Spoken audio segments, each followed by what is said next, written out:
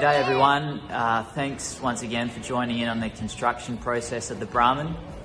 I've just finished lacquering him up with Penetrol and he is ready to go.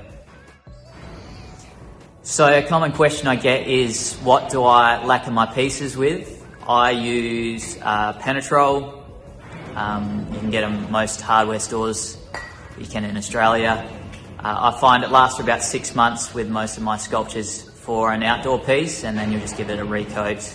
And yeah, it's very easy. It takes about 20 to 30 minutes to give it a full recoat.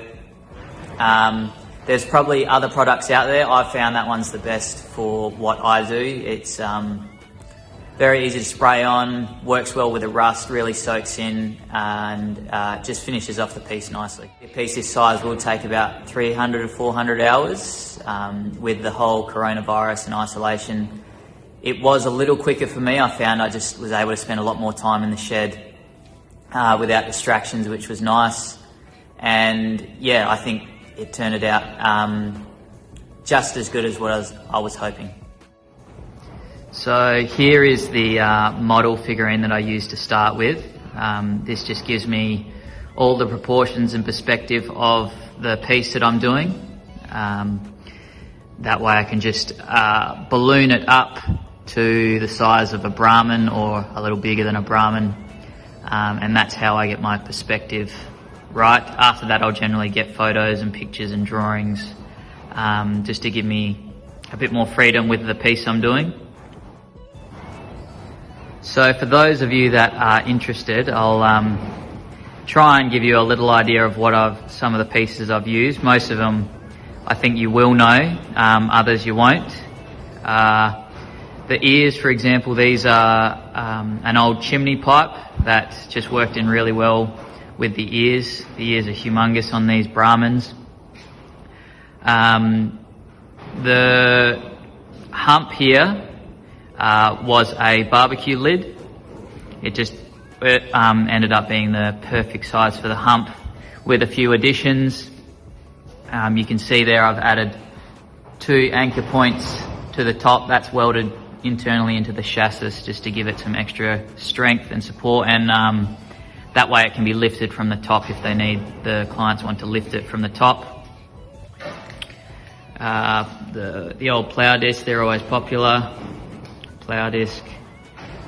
The ball bag here, these are back of headlights.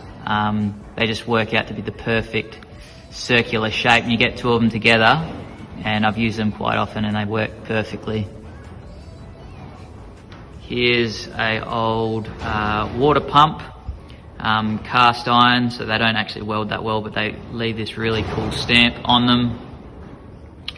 Gears, bearings for ankles, and then obviously all the unanimous bits and pieces of tools, horseshoes, old springs, bearings for the eyebrow, the stainless steel eyeball, which is very important. More gears, and the cable here, which works well because you can bend it for the horns and the tail. You will also notice that I do use a bit of colour in my pieces these days. I try to keep the colour natural, so whatever colour's been on the old rusty tools or machine parts or whatever, I just find it really makes the piece pop and gives it something else to look at apart from the rust brown, which I also do like.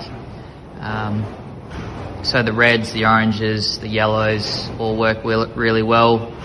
There might be a bit of green with John Deere green, some yellows, and yeah, that's